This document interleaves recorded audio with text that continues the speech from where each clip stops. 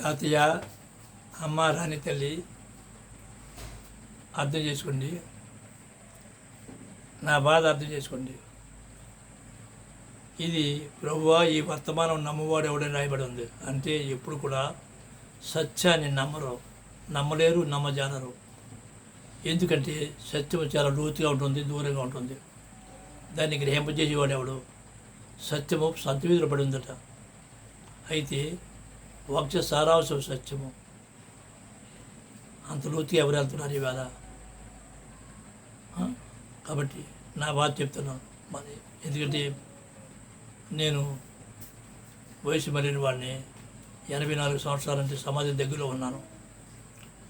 ఓహో తాతయ్య ఒకప్పుడు చెప్పాడు కదని మీరు గ్రహిస్తారని ఆశతో, మీ మీద ఉన్న ఆశతో నా మనవలకి మనవరాలకి ఈ వర్తమానం చెప్తున్నాను. ఎప్పుడు కూడా నా బాధ నా మనసులో బాధ చెప్తాడండి. ఇర్మియా సేమ్ అదే ఫీల్ అవుతున్నాను. క్రైస్తవ మతం అంతా కూడా అంధకారంలో ఉందని చెప్పడం సామాన్యంగా అంత అంధకారంలో ఉంది. ఇస్లాము గాఢాంధకారంలో ఉంది, సామాన్యమా? తర్వాత రబీజు లేదా అసంపూర్ణంగా ఉంది, సామాన్యమా? అలాగని చెప్పేసి అన్ని మతాల్లో కూడా యథార్థవంతులు ఉన్నారు, భక్తులు ఉన్నారు. వాళ్ళందరినీ కూడా మళ్ళీ ఒకటి చేస్తారు. అది కూడా చెప్తా. మతం అంధకారంలో ఉంది కానీ రూతికి వెళ్ళాలా? యశ్వ చెప్పిన దాంట్లో చర్చ ఉంది, మహమ్మద్ గారు చెప్పిన దాంట్లో చర్చ ఉంది, రబీర్ చెప్పిన దాంట్లో కూడా చర్చ ఉంది, కానీ సర్వసత్యం కాదు. అర్థమైందా? ఇర్మియా అంటాడు, సేమ్ బాధ అనిపిస్తున్నాను నేను. ఇర్మియా 20వ అధ్యాయము 7-9 చదువు. ఇర్మియా 20వ అధ్యాయము 7వ వచనం నుండి 9వ వచనం వరకు. యెహోవా, నీవు నన్ను ప్రేరేపింపగా నీ ప్రేరణకు లోబడి తిని. యెహోవా, నీవు నన్ను ప్రేరేపింపగా నీ ప్రేరణకు లోబడి తిని. నీవు బలవంతం చేసి నన్ను గెలిచితివి. నేను దినమెల్లా నవ్వుల పాలైతిని. ఎప్పుడు కూడా సత్యం చెప్పేవాడు నవ్వులు పాలైపోతాడు. అందరూ నన్ను ఎగతాళి చేయుదురు. అదే జరుగుతుంది నా విషయంలో కూడా అదే జరుగుతుంది. ఏలయనగా నేను పలుకున్నప్పుడల్లా బలాత్కారం జరుగుతున్నది, దోపుడు జరుగుతున్నది అని నేను ఎలుగెత్తి చాటింపవలసి వచ్చెను. దినమెల్లా యెహోవా మాట నాకు అవమానమునకును అపహాస్యమునకును హేతువాయను. ఆయన పేరు నేను ఎత్తను, ఆయన నామమును బట్టి ప్రకటింపను అని నేను అనుకుంటున్నా. అది నా హృదయంలో అగ్నివలే మండుచు నా ఎముకల్లోనే మూయబడి ఉన్నట్లున్నది. నేను ఓర్చి విసిగి ఉన్నాను, చెప్పక మానలేదు. యథార్థంగా నా స్థితి అలాగే ఉంది. 100కి 100 రూపాయలు 45 సంవత్సరాల పాటు ఇండియాలో ఆయా రాష్ట్రాలు తిరిగి చూసి తెలుసుకున్నాను. క్రైస్తవ్యులు, ఇస్లాంలో, రబీజులో పూర్తిగా అడుగు పెట్టి అందులో మురిగి తేరి బయటకు వచ్చాను. అర్థమైందా? కాబట్టి చెప్పక మానలేను. చూడండి, 1 కొరింథీ 10వ అధ్యాయం 4వ వచనం చదువమ్మా. తెలుగులోనే చదువమ్మా. 1 కొరింథీ 10వ అధ్యాయం 4వ వచనం చదువమ్మా. అందరూ 1 కొరింథీ 10వ అధ్యాయము 4వ వచనం. అందరూ ఆత్మ సంబంధమైన ఒకే పానీయమును పానం చేసిరి. ఏలయనగా తమను వెంబడించిన ఆత్మ సంబంధమైన బండలోనిది త్రాగిరి. ఆ బండే క్రీస్తు. చూసారా? ఆ బండ క్రీస్తు ఎంత మోసం, ఎంత దాగో చూడండి. ఆ బండ క్రీస్తు కాదు. లేఖనాల దగ్గరికి వెళ్ళాలి, లేఖనాలు పరిశీలించాలి, ప్రవక్తలు అడగాలి, లేఖనాలు అడగాలి. అర్థమైందా? ఆ బండ క్రీస్తు రాసి ఉంది కదా. బండ ఎవరో మనం చూసుకుంటాం. ఇప్పుడు చదవండి, ఇప్పుడు మనం ఏం చేయాలి? అపోస్తలుల కార్యములు 17-11 తెలుగు చదువుగారి. అపోస్తలుల కార్యాలు 17వ అధ్యాయం 11వ వచనం. వీరు దశలోనికలో ఉన్న వారికంటే గనులయుండిరి గనుక ఆసక్తితో వాక్యమును అంగీకరించి పౌలును శీలయును చెప్పిన సంగతులు అలాగ ఉన్నవో లేవో అని ప్రతి దినమును లేఖనములు పరిశోధించుచూ వచ్చిరి. లేఖనాలు అంటే అర్థం ఏంటి? మనం ఏం చేయాలి? పౌలు చెప్పిందని నమ్మలేదుగా. లేఖనాలు పరిశీలించారు. మనం నమ్మదు, లేఖనాలు పరిశీలిద్దాం. మనం కూడా ప్రతి లేఖన పౌలు చెప్పింది ఉన్నది మనం కూడా అలాగే చేద్దాం. మనం పరిశీలి చేద్దాం. యోహాను సువార్త 8:17 చదవమ్మా. యోహాను సువార్త 8:17 మరియు ఇద్దరు మనుషుల సాక్ష్యము సత్యమని మీ ధర్మశాస్త్రంలో వ్రాయబడి ఉన్నది కదా. అంటే యశ్వ చెప్పిందైనా సరే, నాకు పౌలు చెప్పిందని ఎవరు చెప్పిన ఇంకోటి చెప్పాలా? ఏది ధర్మశాస్త్రం ఉండాలా? ఏది ఇద్దరు సాక్షులు ఉండాలి. ఇద్దరు సాక్షులు ఎక్కడ? పాత నిబంధన లెక్కనాలు ఉండాలి, లేకపోతే అబద్ధం నమ్మద్దు, కలపకూడదు, తీయకూడదు కదా. ఓకే, ఇప్పుడు ఎఫ్సీలు రాయని చూడండి ఒకసారి 2:20. ఎఫ్సీలకు రాసిన లేఖ 20:2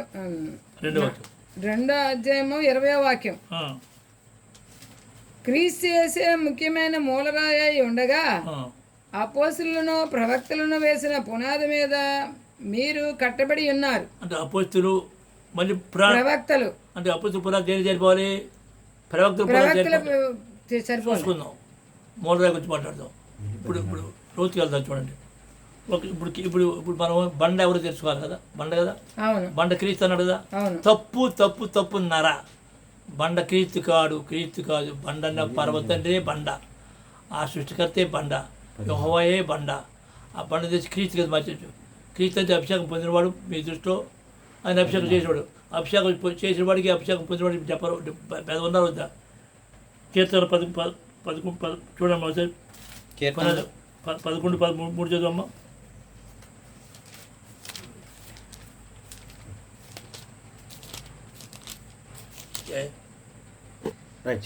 పునాదులు పాడైపోగా నీతిమంతులు ఏమి? పునాది ఏంటి?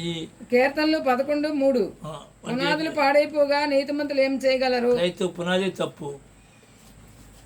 తర్వాత ఈనాడు ఉన్నాడు ఇస్లాం పునాది తప్పు. రబ్బీజం పునాది తప్పు. ఎంచేత రబ్బీజులు ఎన్నో ఉన్నాయి, ఎన్నెన్నో గ్రూపులు ఉన్నాయి. ఒక గ్రూప్ నాపదు. అవన్నీ క్లియర్ చేస్తాను మీకు. పునాది పాడు. ఇప్పుడు నేనేం మాట్లాడతాను? క్రైస్తవ పునాదే తప్పు. ఎందుకు తప్పు? క్రీస్తు మీద పునాది చేశారు. బండ మీద వేయాలా? క్రీస్తు మీద సంఘం కట్టారు. క్రీస్తు సంఘం కాదు. సంఘం అనేది ఆ తండ్రి మీద, అది బండ మీద ఉంటారు. బండ ఎవరు? తండ్రి. చదవండి ఒకసారి. బండ ఎవరు? యెషయా 51:1 నీతిని అనుసరించుచు యెహోవాను వెదుకుచు నుండు వారులారా, నా మాట వినుడి. మీరు ఏ బండ నుండి చెక్కబెడతారో దాన్ని ఆలోచించుడి. అది బండ నుంచి చెక్కబడి ఎవరి గురించి చెప్తున్నాడు? బండ ఎవరు? బండ నుంచి చెక్కబడాలా? బండ అంటే ఎవరు చెప్పి క్లియర్ అవుతుంది. బండ క్లియర్ అవుతుంది. 1 సమయాలు 2:2 3 సమయాలు 2:2 యెహోవా వంటి పరిశుద్ధ దేవుడు ఒకడును లేడు, నీవు తప్ప మరి ఏ దేవుడును లేడు. మన దేవుని వంటి ఆశ్రయ దుర్గం ఏదీ లేదు. ఇంగ్లీష్ చదవండి. ఇంగ్లీష్ చదవండి. ఇవ్వండి. ఇంగ్లీష్లో తెలుగులోనేమో అలా తప్పు తర్జుమా జరిగింది. ఇంగ్లీష్లో చూద్దాం. 1 సమయాలు 2:2 1 Samuel 2nd chapter 2nd words. No one is holy like the Lord. No one is holy like the Lord. For there is none besides you. ఇంకోటి లేడు. Nor is there any rock like our God. Bus రాకంటే ఎవరు? బండ ఎవరు? తండ్రి. వీళ్ళు ఎవరు చేశారు? క్రీస్తు చేశాడు. అవును, అర్థమైందా? బండ ఎవరు? తండ్రి. యెహోవాయే బండ, క్రీస్తు గాడు. అభిషేకం చేసేవాడు. Nor is there any rock like our God. చాలు. బండ ఎవరు? రాకంటే ఎవరు? అర్థమైందా?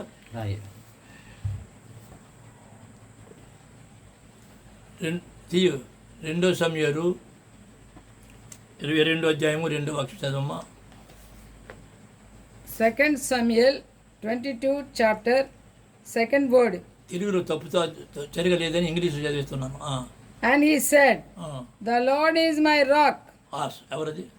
The Lord is my rock. అంతే. ప్రభు అంటే ఎవరు అంటాడు? తండ్రిని.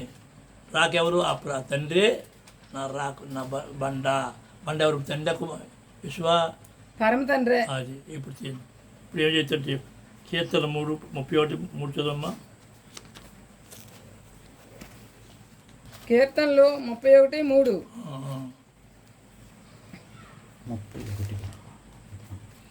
31:3 నా కొండ నా కోట నీవే, నీ నామం బట్టి త్రోవ చూపి నన్ను నడిపించుము, నా ఆశ్రయ దుర్గము నీవే.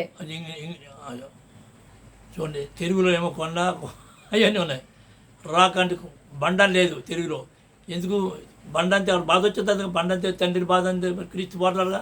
అందుకని ఎలా తజ్జుబా ఎలా అనుగుణంగా మార్చుకున్నారు చూసారా, వారి సిద్ధాంతాల ప్రకారంగా మార్చుకున్నారు. చదువమ్మా 31 చదువు. Psalms 31 third word. For you are my rock and my fortress. చాలు. Your my rock.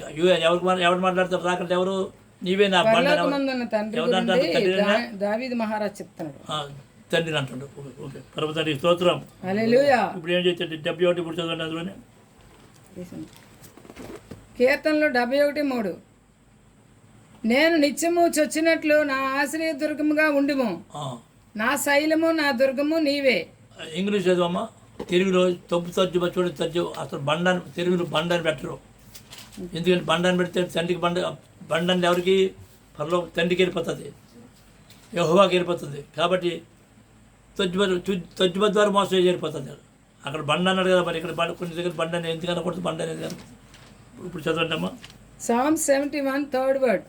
అంటే Be my strong refuge. కీర్తనలు 71 ఇప్పుడు చదవమ్మా. Psalms అని చెప్పాను. అదే చదువు. Psalms 71 third word.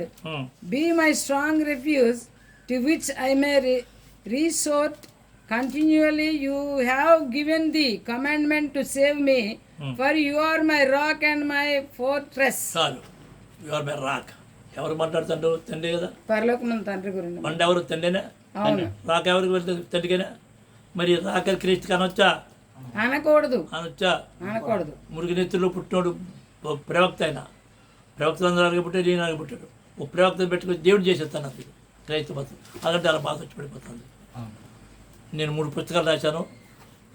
యేసు పుట్టు గురించి, చనిపోవడం లేవసుడు అన్నీ కూడా లేఖన విరుద్ధం అన్నీ. మీరు నాకు ఫోన్ చేసి మీకు కావాలంటే మీకు 3 పుస్తకాలు పంపిస్తాను. మీరు టైప్ చేసి మీరు ఏం చేస్తే ఇవి ప్రింట్అవుట్ చేసుకొని చదవండి. నేను చెప్పి పూర్తిగా అనకుండా తీర్పు చేసేది మీ మేలుకొని చెప్తున్నాను. నా తీర్పు తండ్రి, నా తీర్పు తండ్రి. ఆయన నేను ఆయనకు అప్పచెప్పుకున్నాను. ఓకే, చదవమ్మా. 92:14-15 కీర్తన 92:14-15 వచనాలు. నాకు ఆశ్రయదుర్గమైన యెహోవా యథార్థవంతనియు, ఆయనందు ఏ చెడుతనము లేదనియు ప్రసిద్ధి చేయుటకై వారు ముసలితనమందు ఇంకా చిగురు పెట్టుచుందురు. ఇంగ్లీష్లో చదవండి. సారము కలిగే పచ్చగానుందురు. అదే ఇంగ్లీష్లో చదవండి అమ్మా. Psalms 92:14-15 words. They shall still bear fruit in old age. They shall be fresh and flourishing, to declare that the Lord is upright. He is my rock. There is no unrighteousness in him. బండ ఎవరు? తండ్రి. పరమ తండ్రి. మరి క్రీస్తు తగిలించారు కదా. My rock. క్రీస్తు కింద తగిలించారు. అర్థమైందా? బండకి రాయికి సంబంధం వెళ్ళలేదా? లేదు, సంబంధం లేదు. రాయి వేరు. ఓకే, ఇప్పుడు అందులోనే కీర్తన 94 94:22 కీర్తన నొక్కరా. 94:22 చదవమ్మా. కీర్తనలు 94:22 వచనం. యెహోవా నాకు ఎత్తైన కోట, నా దేవుడు, నా ఆశ్రయ దుర్గము. ఇంగ్లీష్ చదవండి. Psalms 94:22 words. But the Lord has been my defense and my God, the rock of my refuge. Rock అంటే బండ. తెలుగులో ఉన్నాయా? లేవు. తెలుగులో లేదు. దుర్గము కోట. బండ అంటే ఇక్కడ అమ్మో క్రీస్తుకు బండ అన్న కదా. ఇక్కడ ఇవన్నీ మీకు చూపిస్తా. అదే బండ అంటే ఎవరు? తండ్రి. ఓకే, ఇప్పుడు మీరు ఏం చేస్తారంటే అందులో కీర్తనలోనే 18:2 చదవండి సార్. కీర్తన 18:2. యెహోవా నా శైలము, నా కోట, నన్ను రక్షించేవాడు, ఇంగ్లీష్లో చూడండి. నా కేడము, నా రక్షణ శృంగము, నా ఉన్నత దుర్గము, నా తండ్రి, నా దేవుడు. ఇంగ్లీష్ చూడండి. బండలే చూసారా? తెలుగులో ఇంగ్లీష్లో బండలు ఉంది. Psalms 18:2 second word. The Lord is my rock and my fortress and my deliverer. Lord is my rock. Rock and the Lord is my rock. చూసి అక్కడ అక్కడ ఉందా రాకంటే ఏంటి అందులో లేదు, బండ తెలుగులో లేదు, ఇంగ్లీష్లోనే ఉంది. అంత అంతే దుమాజి పేరు మీద కూడా మోసం చూడండి. ఇప్పుడు మనిషికి సన్ ఆఫ్ మ్యాన్, మనిషి కుమారుడు గురించి కొత్త నిబంధనలో సన్ ఆఫ్ మ్యాన్ అని ఉంటుంది. అదే పాత్రలో నరపుత్రుడు అని ఉంటుంది. ఏమి అక్కడ సన్ ఆఫ్ ఇంగ్లీష్లో సన్ ఆఫ్ మ్యానే, ఇక్కడ ఇద్దరు సన్ ఆఫ్ మ్యాన్. అమ్మో సన్ ఆఫ్ మ్యాన్ మరి అక్కడ పోతుంది. అదే అంత సన్ ఆఫ్ మ్యాన్ మర్మయ్య బాబు. అదే మా యశ్వ ఎలా సన్ ఆఫ్ మ్యాన్ అని అవి కూడా చెప్తాను, అర్థం చేసుకోండి. తర్వాత చూడండి ఒకసారి కీర్తనలు 18:2. కీర్తనలు 18:2. అది తీసావా? నేను యశ్వాను తప్పనేది మరచుకోండి. యశ్వ ప్రవక్తగా పంపాడు, యశ్వ కూడా ప్రవక్తగా పంపాడు. యశ్వ ఆ 12 గోత్రాల గురించి పంపాడు. యశ్వ ఉన్నప్పుడు ఆయన పని పూర్తి చేశాడు. అది కూడా మీరు కావాలంటే చూసుకోండి. మత్తయి సువార్త ఆకలేదు. మత్తయి 10వ అధ్యాయం 5 నుంచి 6 చదువుకోండి. మత్తయి సువార్త 15వ అధ్యాయం 24 చదవండి. మత్తయి సువార్త 17వ అధ్యాయం 4 చదవండి. మీకు నేనే మెసేజ్ పంపించాను. చనిపోకముందే పూర్తి చేశారు. ఇప్పుడు మన సబ్జెక్ట్ యశ్వ కూడా సమాజం ఎలాగంటారు. యశ్వ ఎలాగంటారు చూడండి. యశ్వ దేని మీద కట్టారు చూడండి ఒకసారి. 16వ అధ్యాయము 18వ వాక్యం. మత్తయి సువార్త 16వ అధ్యాయం 18వ వచనం. ఈ బండ మీద నా సంగమను కట్టుదును. అది దేని మీద? బండ మీద కడతాం. మరి ఆయనకి పౌరేవో క్రీస్తు మీద కడతారు అంటాడు. క్రీస్తు ఏమో బండ అంటాడు. బండ మీద బండ అంతా ఎవరు బాబు? తండ్రి తండ్రి నా సంగమను కట్టుదును. అందులోనే నీకు ఇంగ్లీష్ 7:24 చదవమ్మా. 7:24 మత్తయి సువార్త 7:24. కాబట్టి ఈయన మాటలు విని వాడు చెప్పున చేయి ప్రతి వాడును బండ మీద తన ఇల్లు కట్టుకుని నా బుద్ధిమంతుని పోలియుండును. అది ఎక్కడ కట్టాలి సంఘం? బండ మీద. బండ మీద. బండ అంటే ఎవరు? పరలోకమందున్న తండ్రి. మరి కొరింథీ 10:4 వాక్యం ఏమి రాయబడింది? ఇది చదవలేదు కదా, ఇందాక చదవలేదు. ఇది మత్తయి సువార్త 7. మరొకసారి చదవండి. మత్తయి సువార్త 7:24 చదవమ్మా. మత్తయి సువార్త 7:24 వచనం. కాబట్టి ఈ నా మాటలు విని వాడు చెప్పున చేయి ప్రతి వాడును బండ మీద తన ఇల్లు కట్టుకుని నా బుద్ధిమంతుని పోలియుండును. అంటే యశ్వ ఏం చెప్తారు? బండ మీద అని చెప్తుంటే పౌరు ఏం చేస్తాడు? పౌరు పేరు మీద ఏం చేస్తారు? క్రీస్తే బండ అంట. ఏమిటి బండ అంటే ఎవరు? తండ్రి కదా. కాబట్టి అర్థం చేసుకోండి. నేను ఏ సంఘానికి సమాజం చెందాను, అలాగే క్రైస్తవ మతాన్ని విమర్శించలేదు, అది మెట్టు. ఇస్లాం విమర్శించలేదు, అదో మెట్టు. తర్వాత రబీజీ అదో మెట్టు. ఇవన్నీ కూడా ఒక పరిపూర్ణ తీసుకొస్తుంది, ఒక టైం అవుతుంది. వీళ్ళందరూ అవన్నీ క్లియర్గా చెప్తాను, వినండి. ఇది మొదటి భాగం. రెండో భాగం కూడా చెప్తాను. పరలోక బంధువులు బాగా అర్థం చేసుకోండి. ఎప్పుడు కూడా ఇప్పుడు నేను చెప్పే బోధ యొక్క సారాంశం ఏమిటంటే, క్రైస్తవులందరూ కూడా క్రీస్తు అనే బండ అనుకొని నేను ఒకప్పుడు నమ్మాను, మీరు నమ్ముతున్నారు. కానీ యెహోషువ ఏమి చెప్తుంటే ఆ తండ్రియే బండ, ఆ తండ్రియే బండ అంటే వాక్యాన్ని ఎలా తిప్పేశారో వాక్యాన్ని కలపకూడదు, తీయకూడదు అంచేత. కాబట్టి క్రైస్తవ్యం అంధకారంలో ఉందని చెప్పడం చూడు.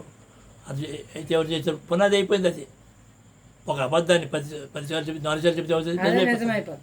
అంచేత దయించి సమస్తము పరిశీలించి మీరేందని చేయకుంటాను. మార్గంలో నిలిచి చూడాలా, పురాతన మార్గం ఏదని చూడాలా.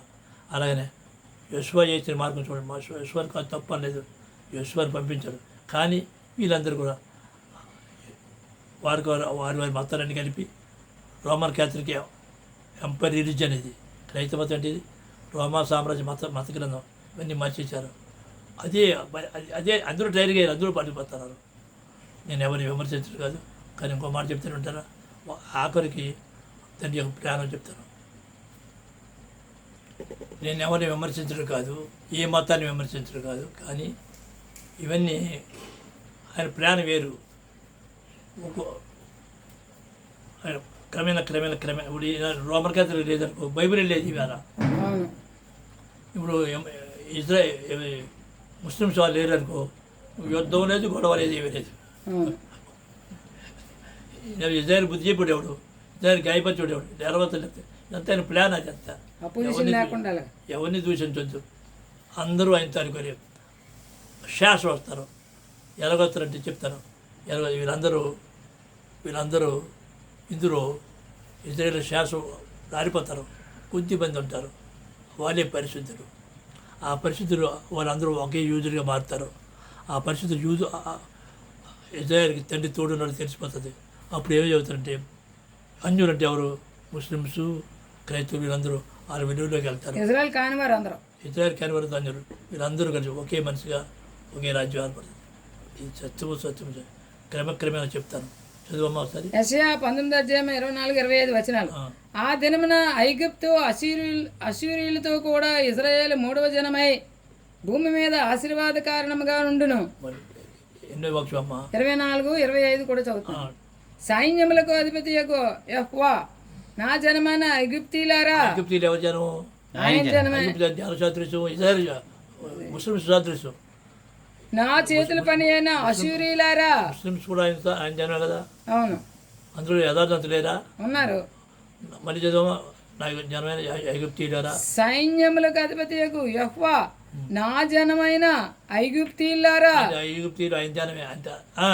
నా చేతుల పని అయిన అశూరీయులారా. ఎవరు? 10 గోత్రాలు తీసుకెళ్ళిపోయారు కదా ఇశ్రాయేల్, ఇజ్రాయేల్. ఈ గోత్రాలు ఏమైపోయారు? క్రైస్తవులు కదా మారిపోయారు. క్రైస్తవులు. అంటే ఎవరు? క్రైస్తవులు.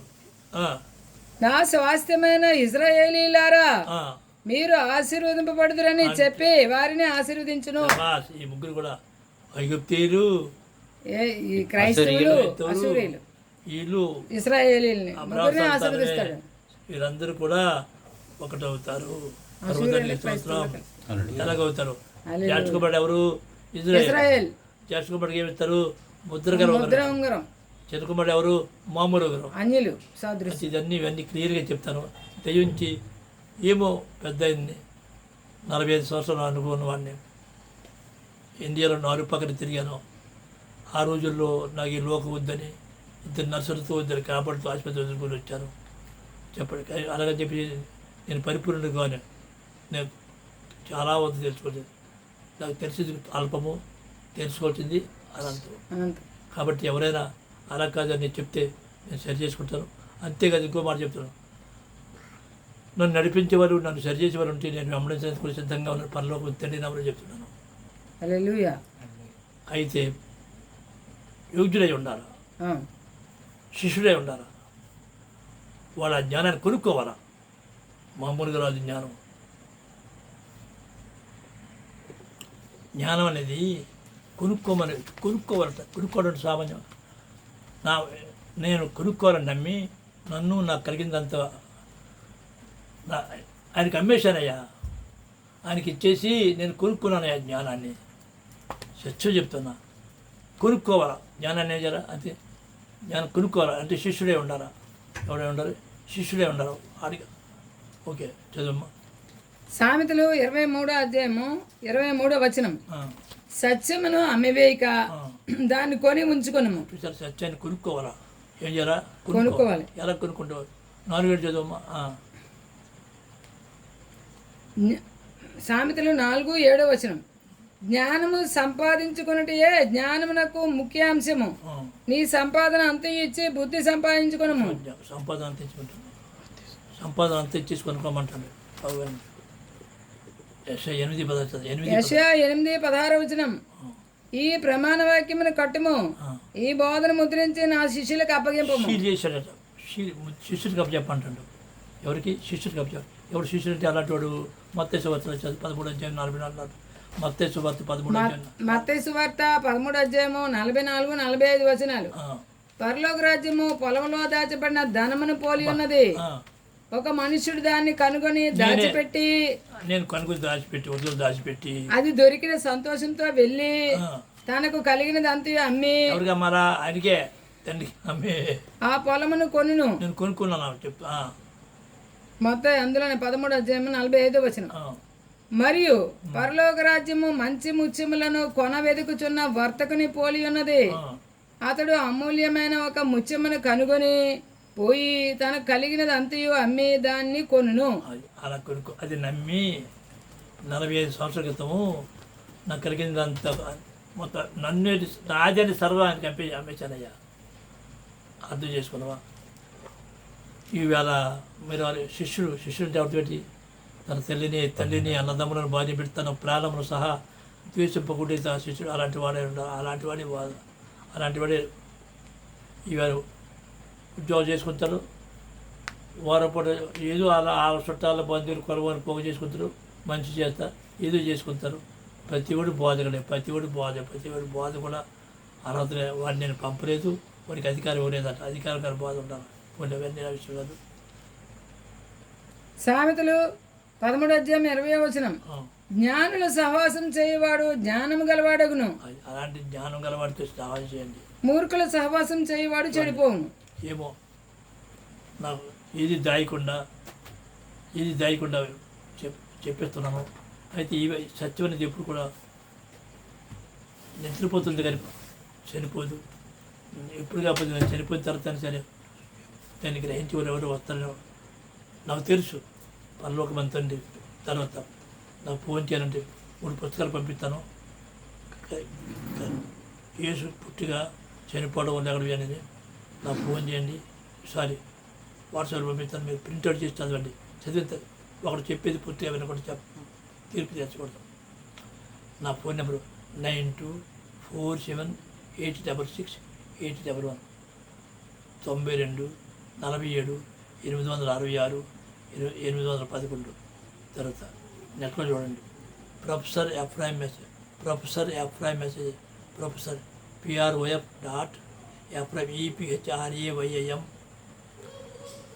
Message MESSAGS messages professor Ephraim messages.